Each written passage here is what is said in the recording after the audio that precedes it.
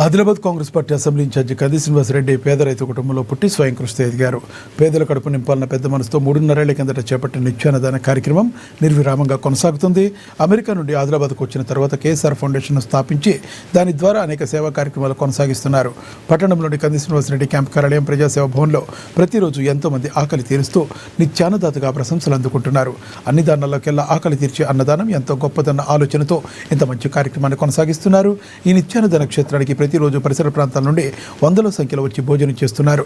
ఒక్క మంచి ఆలోచనతో ఇలాంటి కార్యక్రమం నిర్వహించడం సదా అభినందనీయమని కది శ్రీనివాసరెడ్డి జిల్లా ప్రజలు తమ నిండు మనసుతో అభినందిస్తున్నారు.